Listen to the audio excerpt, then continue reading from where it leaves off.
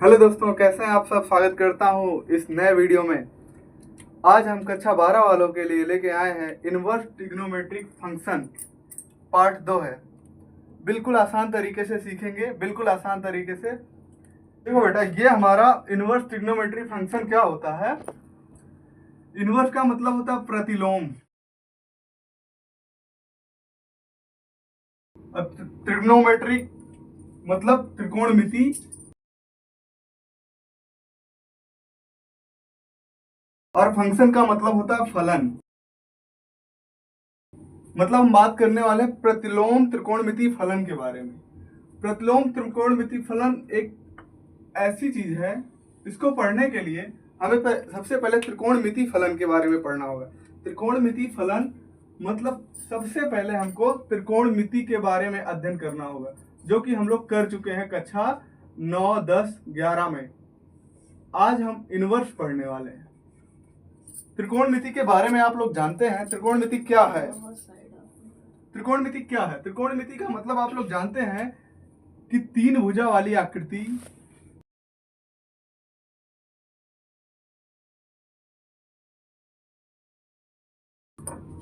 का मापन ही त्रिकोणमिति है।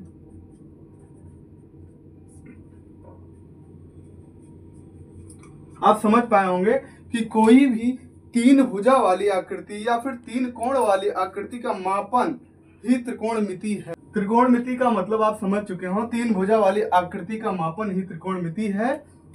और तीन भुजा की आकृति कोई भी हो सकती है, कोई कैसी भी आकृति होगी, ये आकृति या फिर ये आकृति, कैसी भी आकृति, तीन भुजा की आकृति का मापन ही त्रिकोणमिति है।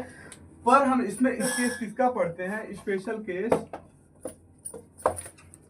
इसमें हम पढ़ते हैं 90 डिग्री वाले त्रिभुज के। ऐसा त्रिभुज जिसका कोई एक कोण 90 डिग्री का हो।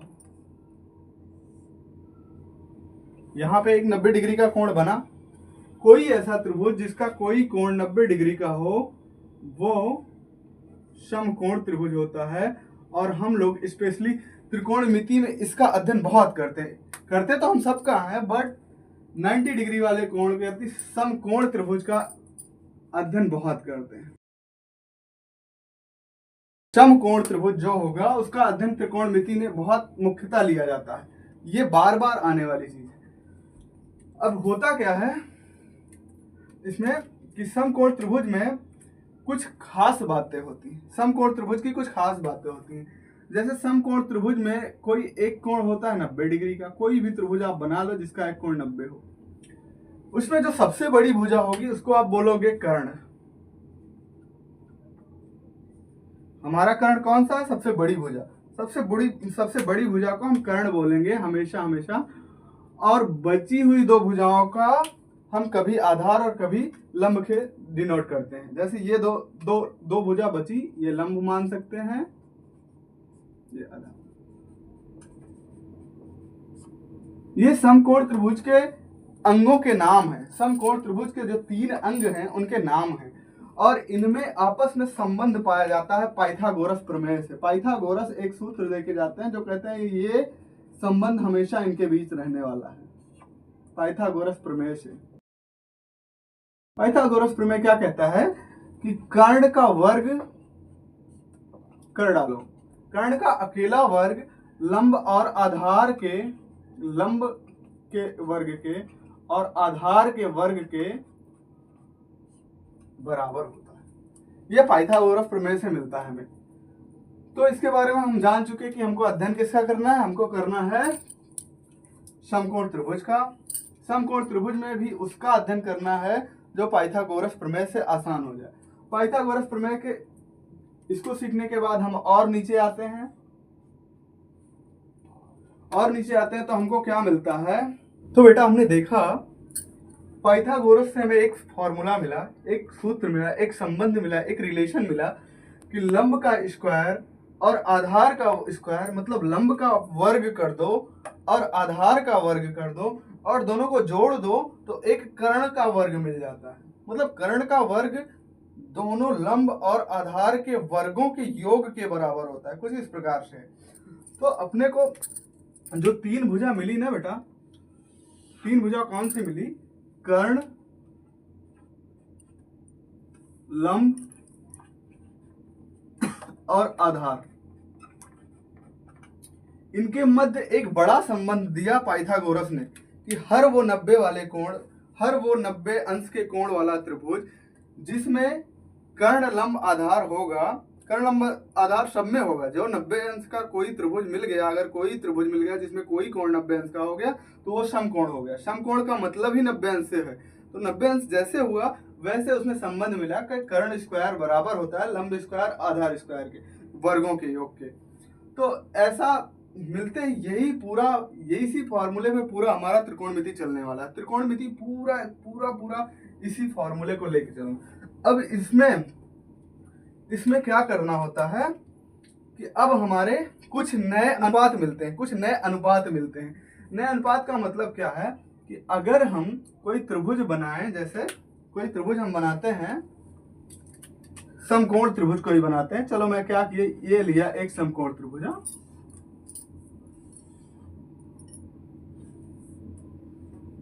समकोण त्रिभुज में ये कोण अगर 90 डिग्री का है मतलब ये समकोण हो गया, क्योंकि ये 90 डिग्री का है। इस वाले कोण का नाम मैंने थीटा रख दिया। क्या रख दिया? थीटा। थीटा का मतलब कुछ भी हो सकता है, 30, 45, 15, 17, कुछ भी आप मान के चलो। अगर एक कोण 90 अंश का कर दिया और इसका मान नहीं दिया तो कुछ भी हो सकता है।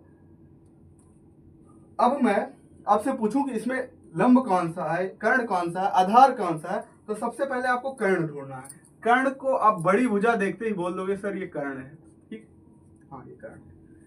और थीटा मतलब जिस कोण के संदर्भ में हम बात करेंगे, 90 अंश के अतिरिक्त जो दो कोण होंगे उससे चिपका हुआ जो भुजा होगा, उसी को हम बोलेंगे आधार। तो आधार निकालना बहुत आसान है। कोण से चिपकी हुई भुजा, कर्ण के बाद कोण से चिपकी हुई भुजा को आधार कहते हैं तथा बची हुई भुजा को लंब कहते हैं। अब बेटा क्या करते हैं, इन तीनों भुजाओं के अनुपात निकालते हैं।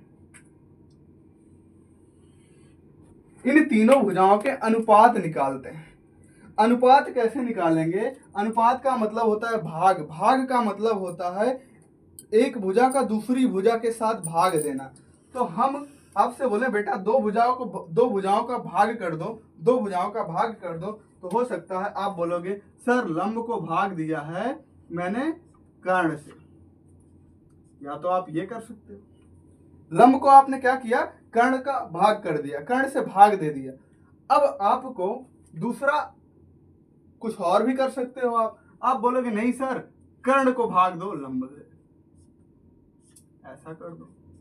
चलो ये भी ठीक है, ये बात वही है, कर्ण को लंब से भाग दो पर लंब को कर्ण से भाग दो। आपने भाग किया। दूसरा आपने क्या किया, लंब को कर्ण से भाग दिया, वापस से कर्ण को लंब से भाग दे दिया। दो अनुपात आपने निकाले। अभी और कितने निकलते हैं, चलो पॉसिबिलिटी देखते हैं। एक और अनुपात हम निकालते हैं, आधार को कर्ण से भाग देकर। आधार को क्या किया, कर्ण से भाग दे दिया। और दूसरे ने क्या किया, दूसरा क्या हुआ, कर्ण को ही आधार से भाग दे दिया।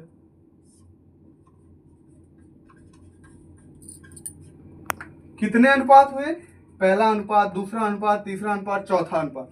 एक और कोई अनुपात बच रहा हो तो वो भी कर लेते हैं। एक अनुपात बच रहा है बेटा लंब और आधार के साथ, क्योंकि लंब और आधार अभी भाग में नहीं आए हैं। तो चलो एक और कर लेते हैं हम। वो क्या करेंगे, लंब और आधार का भाग देंगे, मतलब ये हुआ लंब भागा आधार, और आधार को भी उल्टा भाग देंगे, इसी का उल्टा से भी भाग दिलवा दो।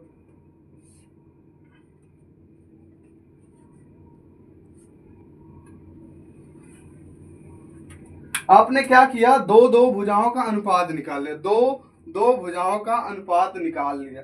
जब आपने अनुपात निकाला ना सर, तो इसी को बोलते हैं क्या, इसी को बोलते हैं त्रिकोणमितीय अनुपात।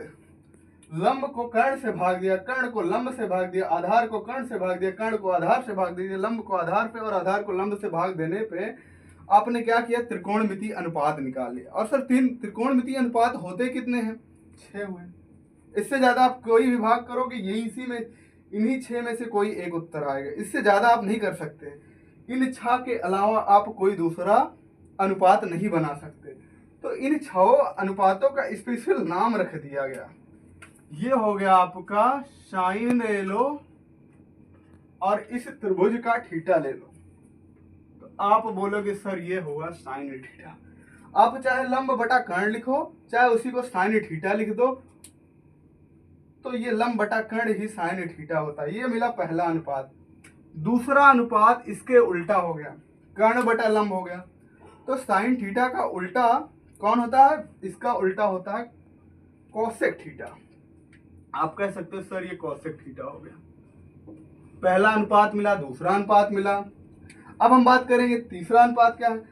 तीसरा अनुपात हमारा आता है आधार बटा कर्ण। आधार क्या है, ये नाम मैंने किसको दिया, ये नाम दिया मैंने कॉस थीटा को। तीसरा अनुपात, ये अनुपात आपको याद करना होगा कि साइन थीटा होता है, कॉस थीटा होता है, कॉसेक थीटा होता है। उस प्रकार इसका कर्ण बटे आधार यानी कॉस के उल्टा जो है कर्ण आधार पलट दिए तो ये हो गया सेक थीटा।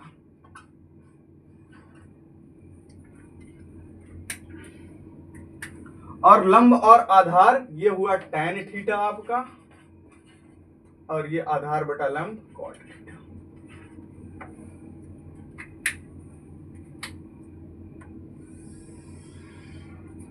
अब आप समझ पाए होंगे कि जो साइन थीटा है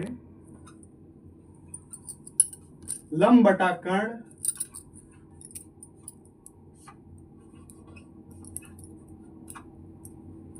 इसका बिल्कुल उल्टा कर्ण बटा लंब करने पे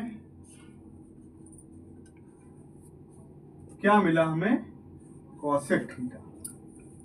यही मिला ना, साइन थीटा का बिल्कुल उल्टा करा, कर्ण को पलट दिया, लंब कर दिया, तो एक नया नाम मिला कोसेक थीटा।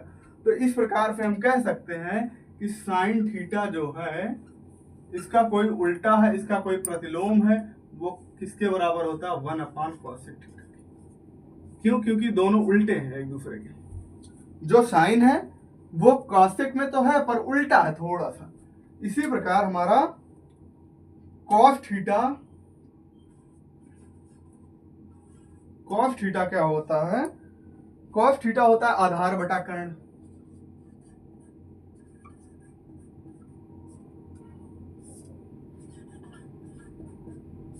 तो आधार बटा कर्ण को जब हम पलटी करेंगे तो कर्ण बटा आधार हो जाएगा,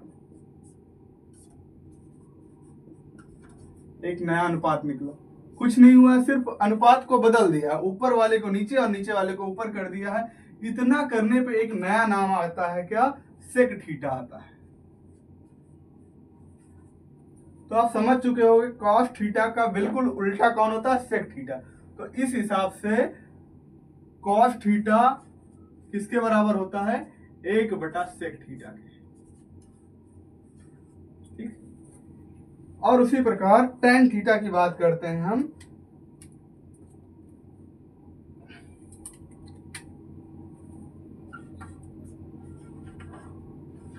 टेन थीटा क्या करता है, टेन थीटा करता है कि मैं लंब बटा आधार हूं। कोई भी त्रिभुज का लंब ले लो और उसमें आधार का भागा कर दो तो क्या मिलता है, लंब बटे आधार। तो इसका उल्टा जब मैंने किया तो हमें क्या मिला, जब इसका उल्टा कर दिया तो मुझे मिला आधार बटा लंब।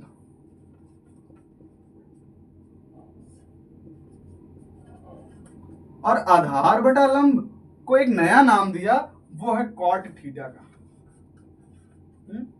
तो कह सकते हैं कि टैन थीटा जो है वो बराबर होता है अपने उल्टे के, 1/कॉट थीटा।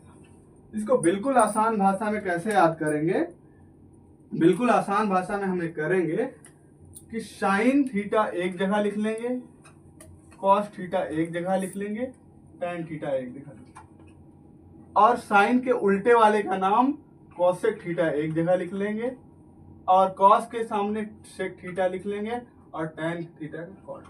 ये तरीका आसान करता है। और यहाँ पे लिखेंगे LAL अपान में K। ये बिल्कुल आसान करता है आपके सूत्र को याद करने के लिए कि कौन किसके बराबर होता है। इसको हम बोलते हैं लाल बटा कक्का। हिंदी माध्यम वाले लाल बटा कक्का से याद करते हैं। मतलब साइन के लिए, साइन थीटा के लिए लंब बटा कर्ण होता है। L का मतलब लंब, K का मतलब कर्ण। कॉस थीटा के लिए आधार बटा कर्ण होता है, आधार बटा कर्ण। A का मतलब आधार, K का मतलब कर्ण। tan थीटा के लिए लंब बटा कर्ण, ये कक्का है, सॉरी A है यहाँ पे।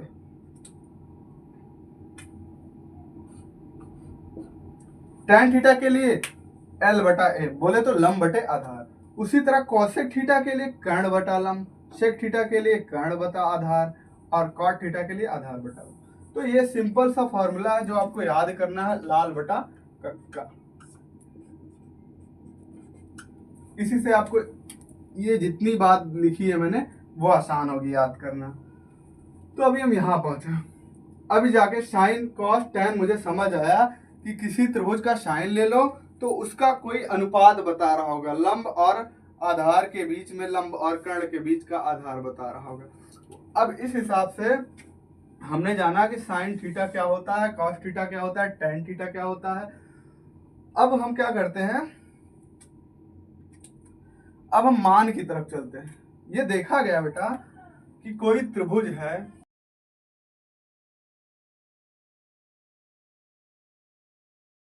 कोई त्रिभुज है जिसमें एक कोण 90 डिग्री का है, पर वो त्रिभुज बिल्कुल छोटा सा है, बिल्कुल छोटा सा है, मतलब मैंने तो थोड़ा बड़ा बनाया। और वहीं एक और त्रिभुज देखा गया जो बहुत बड़ा था, बहुत बड़ा। इसमें भी एक कोण 90 डिग्री का था। तो इसमें हुआ क्या, इसका जो लंब था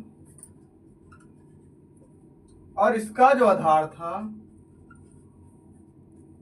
वहीं इसका जो लंब था और इसका जो आधार था,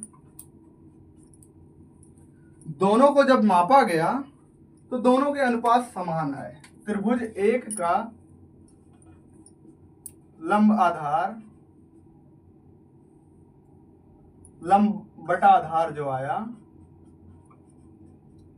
जो निकल के जो मान आया, वही त्रिभुज दो का, इसको आप 1 मान लो, इसको आप 2 मान लो, वही त्रिभुज दो का लंब और आधार आया।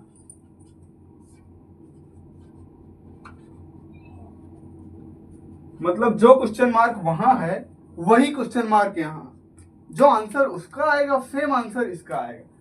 तो इस हिसाब से हमारे रिसर्च में देखा गया कि साइन जितने का मान, साइन जितने अंश का मान, साइन थीटा मतलब साइन जितने अंश का मान किसी एक त्रिभुज में होगा, वही दुनिया के हर छोटे बड़े त्रिभुज में साइन थीटा का मान अगर बराबर है तो उसका अनुपात भी बराबर मिलने वाला है।